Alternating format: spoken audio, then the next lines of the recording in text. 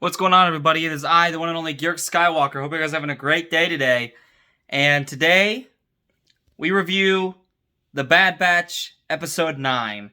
So, yeah, it was a really good episode, first and foremost. Shoot, I just got my hand in there. That's not what I wanted. Alright, so, let us begin. I know this is a different camera angle, bear with me here. This just looks better, and, you know, you have full camera quality. But yeah. So, and I know, I'm looking at the camera right now. So, yeah. Like I said, bear with me. I'm trying something new here. So, yeah, let's talk about Bad Batch Episode 9. So, first and foremost, before we begin, if you haven't already subscribed, what are you doing? You gotta subscribe. What are you doing? So make sure you do subscribe if you like what you're seeing. Also, make sure you leave a like. Leave me a comment down below if you like, and tell me if you like what my content this summer so far. Or if you don't like it, well, just tell me, Kirk, you suck, because that way I know if I'm doing my job right correctly or not. And also, make sure you hit that bell, so that way you never miss any notifications for any of my new videos I upload.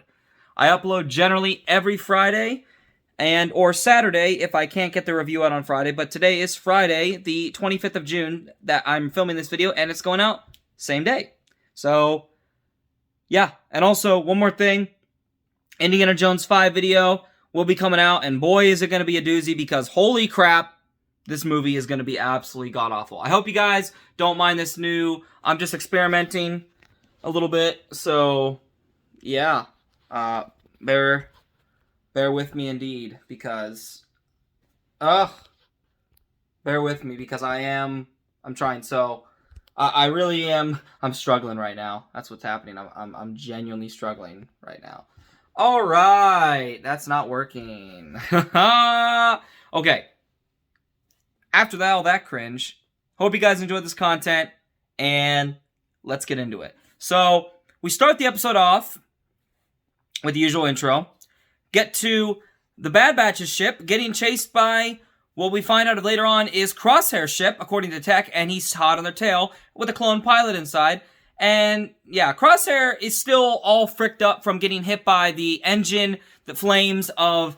the remnants of a scrapped Venator-class Republic cruiser, which was what becomes eventually known as the Imperial Star Destroyer, that we see in the original trilogy. But they were the main Star Destroyers, the Venators, the Jedi Cruiser Republic Venators, cruisers. They were the ones that were used during the Clone Wars, for the 3.5 years of the Clone Wars. From the Battle of Geonosis to the last days of the Republic, into when Order 66 was issued by now Emperor Palpatine, at the time still Chancellor, and before the Republic became known as the Galactic Empire, became organized into the Galactic Empire, if you will. So yeah, Crosshair's all still freaked up, still got diaper bandages around his face. You can have one eye out. You can still see he's still really fricked up from the burns that he got from the engine of the remnants of the Republic cruiser. And Hunter's like, we can't just jump to Lightspeed, we have to get Omega. But it's like, Echo reminds him, I don't know if you know this, but the bounty hunter who captured her is gone. So we have to figure out where she is. We'll find her, but we have to find information out first. Then we can go get her. So then they go into Lightspeed. They get away from Crosshair. We cut to Omega as she wakes up in Cad Bane's ship, because if you haven't seen my episode 8 review, go ahead and go watch that first. And Cad Bane, the legendary bounty hunter of the Clone Wars, returned.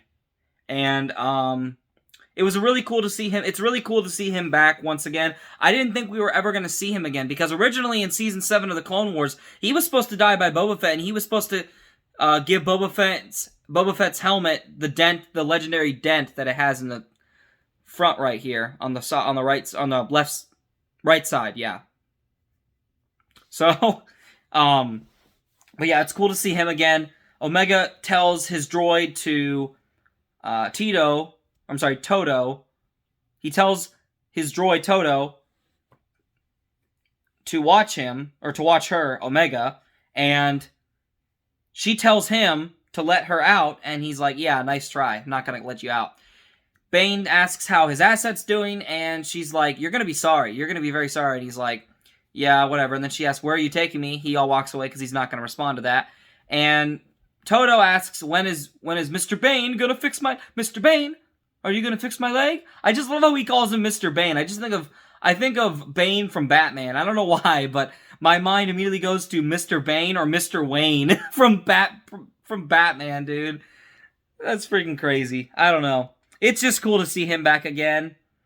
And then Cad Bane goes back upstairs to the cockpit, where he contacts Lama Su, the Prime Minister of Kamino, and says, I have your asset, and she is alive, so I expect a premium. Lama Su said, yes, you will. Drop her off on our deserted planet, or our deserted facility on... I'm trying to remember the name now. I'm blanking right now. Blau Weimer. I can't remember the name. Hold on. What is the name of that planet? I gotta figure that out. Give me 1 second here. That's gonna bother me if I don't figure it out. So, it's a planet that the Kaminoans, that they left and deserted, and it has the cities on it. First of all, it's a callback to Cloud City for one thing, because it's in the cities are in the clouds, much like the Cloud City of Bespin. The planet Bespin from The Empire Strikes Back, for those who don't know what I'm talking about.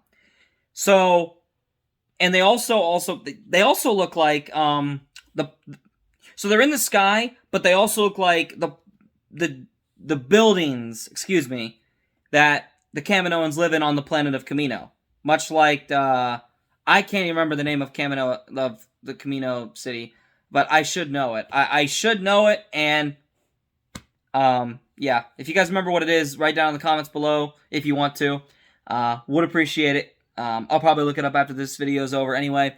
So anyway, they land, Nala Se, who is basically was Omega's adoptive mother, if you will. Which again, in Kaminoan society, it's very weird how it works. It's a caste system, pretty much.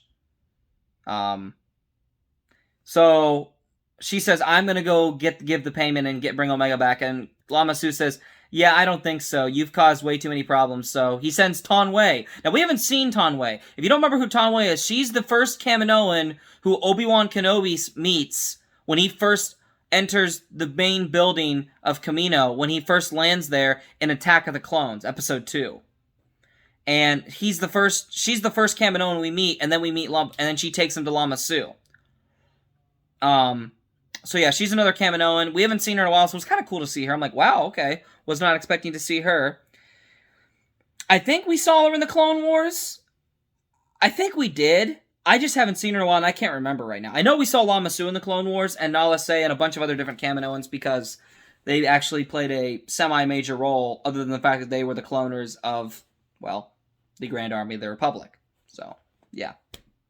So anyway, Ton Wei is sent to their abandoned facility where Cad Bane is landing with Omega to give him his payment, and he's going to hand over the asset to do experiments on her, because it's for them to do Phase 3 of the Clone Army, so they can keep their contract with the Empire, who wants to phase out the Clone Army and go to conscripted soldiers, basically meaning normally birthed human beings.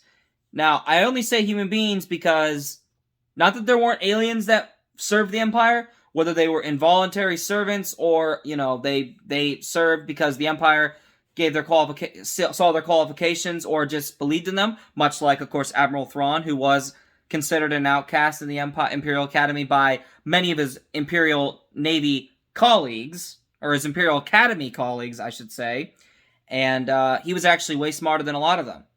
And that's why he became eventually Grand Admiral, and he was one of Palpatine's favorite admirals. And actually, in one of the comics, Palpatine even says to Vader, and this is in between Empire and Jedi on the Disney timeline. I say Disney timeline because that only leads into that particular comic series right there leads into the Disney fan fiction trilogy, otherwise known as the sequel trilogy. So yeah, and he says I miss Thrawn. Thrawn was really good. But anyway, I'm gonna get back on track here and stop ranting because this video's already gone 10 minutes in. So they land on the planet. Cad Bane, Omega, and them do. Actually, what happens is Omega knocks out Todo, his Cad Bane's droid, because Bane won't fix his leg. She coerces him into letting her fix his leg. She fixes it, and then he calibrates it, or she calibrates it, but she calibrates it too much, and then she knocks him out temporarily, or shuts him down temporarily. She runs down the stair, down to flight the floors of the ship, gets her comm link, runs outside the ship, and she contacts the Bad Batch. They're like, okay, we're gonna find you. Hold on, and she doesn't know where she is, and eventually Cad Bane catches up with her, and is about to take her back. They hear a gunshot. She says, "I told you you'd be sorry. I told you my friends would make you sorry," and he tells her to be quiet. They come out through the corridor, and they see a dead Taun We. And I was like, dang, they killed her. Holy crap. And she's like, I gotta help her. What are you doing? And he's like, there's nothing you can do for her. And then, guess who steps out? I thought it was going to be Boba Fett, but it was actually Fennec Shand. Now, backtrack a little bit with me. So, Hunter's like, what do they want with her? Like, I don't understand what the Kaminoans really, really want with her. And Echo, I'm sorry, not Echo. I always get Echo and Tech mixed up. Tech says, well, I actually analyzed her DNA, and there's something very special here. You know why she's valuable? I can tell you why she's valuable. Because she has pure first-generation DNA. Now, you might be asking, what does that mean? I'm going to tell you right now. So the first-generation DNA basically means that the first... She's not one of the first clones, because what does Omega mean in the Greek alphabet? Omega means end. What is the beginning? What is the Greek word for beginning? Alpha. Now, who is Alpha? Well, Echo says, all the clone... Oh my gosh, I messed it up again. Tech explains to the Bad Batch, which includes Echo, Hunter, and Wrecker. Crosser not including anymore, because now he works for the Empire. What it means is that the clones of Jango, the clone army, had a host. They are all clones of a host named Jango Fett. Boba Fett's donor, if you will, and his father by biology. So, Boba Fett is revealed to be one of the very first clones. Because remember, in the comics, and this is not just in Legends, this is specifically in the new canon. When Count Dooku is making the deal with Jango Fett to make the clone, for him to be the template for the clone army, or a clone army at the time is what it was called, Jango says, okay, I need more than their credits. And Count Dooku says, anything. Anything. He said, anything? Anything. I want a son. I want an unaltered clone to be my son, and I want him so I can carry on my legacy. And I want him to be unaltered. I don't want him to be aged fast. I don't want him that at all. And Count Dooku says, we can do that. And so therefore, Boba Fett is the first, one of the, if not the very first clone. Actually, no, he is the very first clone ever cloned of the Jango Fett DNA. And then the rest of them, in, of course, the true canon, the expanded universe, you have the Alpha Squad, which they were the first ARC troopers. They were trained exclusively by Jango Fett, and they were ungodly loyal to the Republic, even to death. They only did the orders of the Republic. Like, they were willing to take out their own brothers in pods when they were babies, so the droids, when they attacked Kamino for the first time, wouldn't be able to use them for their own purposes, or their DNA for their own purposes. They were willing to do that.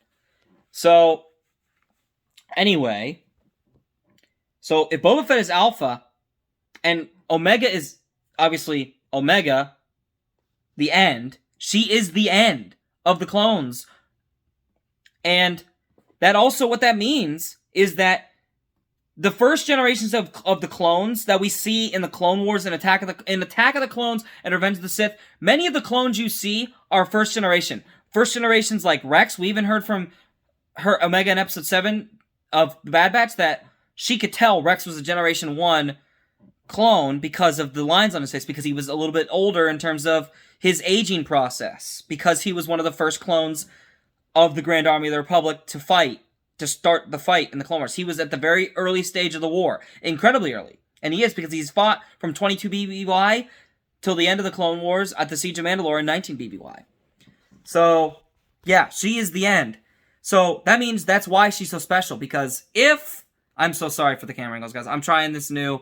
Once again, I apologize. But no, if she is that valuable, that means when they make Phase 3... it's not going to be a worn down DNA, because she is pure first generation DNA blood of Jango Fett, meaning the best of the best genetic qualities of Jango Fett, the host of the Grand Army of the Republic, the clone troopers that we know and love. What that means is that if she got cloned or like had her DNA tested and made and used to make Phase 3 of the Clone Army, they would be... Do you understand how powerful the Empire would have been? They would have been freaking unstoppable if Palpatine had used the clones and not gone to conscripted soldiers only and phased out the clones. Had he kept the Clone Army and they would had Omega's blood and DNA in the Phase 3 clone troopers, oh, dude, the Rebel Alliance would never have even destroyed the Death Star. They would have never, ever made it that far. Even with Jedi, I don't think they would have made it that far. And yeah, there's arguments to be made about that. But anyway, Fennec Shand, back to that. So yeah, they have to tell her at some point in the episode that she is Generation 1, or at least they know that they have to. Fennec Shand and Bane, they fight to the death for Omega. Omega's running. She's trying to figure out how to get out of there. Then she runs into these test tubes, which, again, is an Episode 9 theory. You see a Snoke. I mean, I don't know if we saw Snoke in these tubes, but we see that the Kaminoans on this abandoned facility were obviously they were testing other subjects to make a clone army, because I assume Palpatine was like, well, let's not start with humans first. Let's try to go with a much stronger, species to be the clone template. Okay, and in Legends, he also tried this as well. He tried it with the race of alligator-like species, of giant muscular reptiles. Yeah, here's the problem. They all rebelled, and granted, I don't think they had inhibitor chips, and it actually led to a mini war that the entire Jedi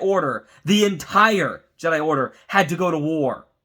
Like, it was a mini war. It wasn't a big war, but it was a battle-based war, and they had to defeat every single last one of this clone template of this reptilian species. So they tried that one, but you see other ones, and Fennec Shand eventually knocks over this other test tube when she's trying to coerce Omega and trying to tell her, you're coming with me. I'm trying to help you. Let's go. Now, obviously, she's just trying to get paid. She doesn't really care about Omega. We know that. We know that for an absolute fact. She doesn't care about Omega. Because, again, when you're a bounty hunter, you have to put all that aside. Unless you're, I guess, Din Djarin, which even then, I don't really know. But yeah, Din Djarin did put it all aside. He's a exception. Not at first, but I don't think Fennec Shand. I don't think Boba Fett would either. But I could be wrong. They all have different sense of moral code, and they also follow the bounty hunter code in the Bounty Hunter Rulebook, which is actually a canon book, and there's actually a book you can actually get on that, and that's actually based on the rules that the Bounty Hunter Guild makes you follow if you're going to be a part of the guild. So yeah, they're fighting, and Fennec Shand just says, yeah, Omega, listen, do you know what the Prime Minister is going to do to you? He's going to do, you already know the answer to that. I'm trying to help you. So then, Cad Bane's droid Tito tries to get in there, tries to, attack her, Omega, and her. Fennec Shand knocks him into a test tube. Omega hits a button and knocks over and it makes the test tube fall on Fennec Shand, and then Omega runs for it, and we see what Fennec pulls off of her. Looks like a Snoke body, if you will, or maybe a member of Snoke's species. Now again, we didn't really get to see the face that clearly. Obviously in Mando Season 2 we saw Snoke's body, and they did confirm it was Snoke. or a member of Snoke's species. Again, we really still don't fully know who Snoke is, and honestly, I don't even care if we ever find out who he is. Here's my thing. If it wasn't Snoke and they confirmed that later on that it was a member of Snoke's species, I don't care, that's fine. Or if it was a different species either, that's fine. I'm just like, guys, I understand that a lot of this cloning stuff, I understand it leads to the Disney fanfiction trilogy and the clone Palpatine that we see in The Rise of Skywalker. The Palpatine, the original Palpatine soul being in clone Palpatine, a cloned body of Palpatine on Exegol. I get it. The body is a clone with the spirit of the original true Sheev Palpatine. I get it. However, the Disney sequel trilogy is not canon. It is not good enough to be canon. It breaks all the rules of canon, and it breaks all the rules of Star Wars, of the meat and potatoes 1 through 6 that George Lucas set up. If you break those, yeah, sorry, you're not canon. Now, if you break all of those, I should say, with like the sequel trilogy does, then it's not canon. So therefore, 7 through 9, Disney can say it's canon all day long. Here's the thing. It's not Star Wars canon. It's Disney canon, but it is not Star Wars canon. Because again, this Disney fanfiction trilogy, it is not Star Wars. It is Disney Star Wars. It is Disney's adaptation of Star Wars, but it is not the true Star Wars. There is a timeline for it called the Disney timeline of Star Wars, and that is what is known as Disney Star Wars for Disney canon, not main Star Wars canon. I cannot stress this enough. Anyway, let's move on. I'm almost done here. So, Fennec pushes the body off of her. I thought it might have been Snoke. I just wish they would stop going towards this clone body thing. I really wish they would just stop.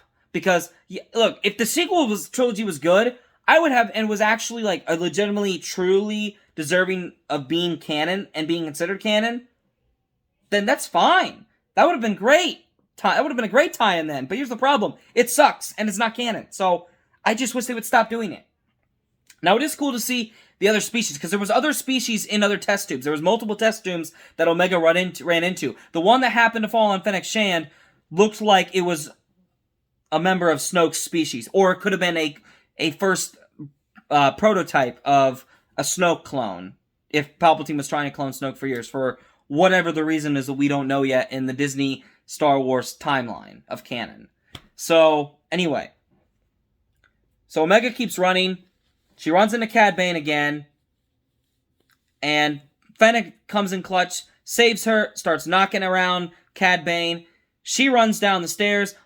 Tito actually has already flown down the stairs, and he's trying to get her. She's hiding behind the ladder. Eventually, Omega jumps on him, and they fly down. They land on this landing pad where the flight pod is, which a flight pod has been used by many characters in the Clone Wars series. Asajj Ventress used it in Season 3 to escape Kamino whenever the Separatists invaded for the second time in terms of that canon timeline. Clone Trooper 5s, one of Captain Rex's best friends and members of his main squad of ARC Troopers, used it to escape Kamino to reveal the truth of Order 66, and then of course he ended up dying because nobody believed him, and then he pulled a gun out because they were trying to arrest him because they put a poison in his mind. The Kaminoans did that were working for Palpatine put a poison in his mind that caused him to attack Palpatine without control of his body. And I think a few other characters have used it before. Yeah, a few other characters have used it before. It's been used in the comics, so it's not an unknown thing. And obviously, Topoka City. It's the city of this abandoned Kaminoan research facility. An experimentational facility it's the building structures are in the clouds like Cloud City on Bespin, which is from The Empire Strikes Back, and it's based on the architecture is the same as Kamino's main city, Topoka City. Finally, I got it. So she gets on the flight pod. She flies away. Cad Bane is trying to go after her. He tells Tito to get to the ship. his ship actually gets rigged by Fennec Shand. He sees her fly off, and Cad Bane is like, I'm pissed right now. Meanwhile, Omega's flight pod isn't doing so well. She starts plummeting towards the ground this way, and Bad Batch finally finds her ship, which is in the Leto system, or finds where she is, which is, they track her to the Leto system. I can't remember the planet's name right now, but I believe it is Baro Val. Or it's Brio Val. That's what it's called. It's Brio Val. They fly into Brio Val. You think that she's landed or she's ready for impact, and then she sees the patch of the flight pad open up, much like the Millennium Falcon's top patch opens up whenever Lando comes up and tells Luke to jump into his arms in Empire Strikes Back when they are fleeing and escaping Cloud City. So she's afraid. She closes her eyes and she's like, she's ready. She's prepared if it's Cad Bane or Fennec Shand. And then it's Wrecker and then of course, to our surprise and our happiness, it is Wrecker. She's so emotionally happy. He hugs her. It's a nice moment. And then she hugs Hunter and cries because I'm pretty sure at this point, she's Hunter's daughter, pretty much. Like, adopted daughter, pretty much. And Echo, Tech, and Wrecker are her uncles. Like, that's pretty much how this works. It's like 4 men and a daughter. Or like 4 men and a child. I mean, like, it's like 3 men and a baby, but it's with an adolescent. And it's 4 men instead. Okay, so they get her. She's like, what do these Kaminoans want with me? And Echo, why do they keep sending bounty hunters after me? Echo's like, you gotta tell her. Hunter says, you're different, you're special. And then obviously we don't hear him talk about it, but we know that he's told her that she is of first generation blood, meaning if they got her and used her for the third phase of the clone army, that clone army would be unstoppable, like the first batches of the clones that opened the war on the Battle of Geonosis at the beginning of the Clone Wars. Which launched the galaxy into the Clone War, to be exact. That's what the Battle of Geonosis did. It launched the Grand Army of the Republic and the Republic at whole into the Clone Wars against the separatist Confederacy of Independent Systems led by Count Dooku and Viceroy Gunray. But yeah, they get away. Fennec Shand talks to Nala Se and says, if you need me again, I'll get her. You know how to contact me. She transfers pay even for trying, and then we cut back to everyone's asleep on the ship except for Hunter. Omega walks past Tech's snoring body. Or I guess he's snoring. Walks past his body and he's snoring. He talks to Hunter and she's like, you can't fight them all. Hunter's like, every bounty hunter in the galaxy can come looking for you. And she's like, you can't fight them all. And he's like, Omega, I promise you this. You are not ever going back to Kamino ever. And she's like, ever? Never, ever again. You will never have to go to Kamino again, I promise. She smiles very nicely. It's a nice moment. And I just love Omega. I just think she is because she has to train. Like, she's not like Rey Palpatine, excuse me. She's not like Rey, where Rey just was good at everything and didn't have to try at all. Omega's actually had to earn her place in the Bad Batch. She's had to earn her place in our hearts. And guess what? She did. Because I would die for Omega, dude. I mean, obviously I'm not in the Star Wars universe, but if I was the one of the Bad Batch or somebody else, and I knew that she was going to die, I would give my life for her, dude. Absolutely I would. Like, she's a great character. And she's not my favorite character of all time, but she's a really good character. Overall, she's a really, really great character. This was a really solid episode. I would say it's about an 8 out of 10. It's, once again, so cool to see Cad Bane. I like seeing Fennec Shand. She's not my favorite, but she's cool. I'm looking forward to seeing her and Boba Fett's dynamic in the Book of Boba Fett when that comes out later on this December, if that is still going to be the case. Which I'm assuming it will be, because I'm pretty sure it's already done filming. Anyway, guys, what did you guys think of this episode? Did you like it? Did you hate it? Do you not care? Let me know in the comments down below. Once again, make sure if you're not already subscribed to subscribe, because what are you doing? And hit the notification bell so you never miss another video of mine. Got an Indy 5 video coming for you tomorrow afternoon. Thank you guys once again for those that do watch my videos. I greatly appreciate all of you. Hope you guys are having a wonderful summer so far. Hope you're staying warm, staying healthy, and positive. And as always, guys, God bless, and remember, the Force will be with you. Always. Take care, guys.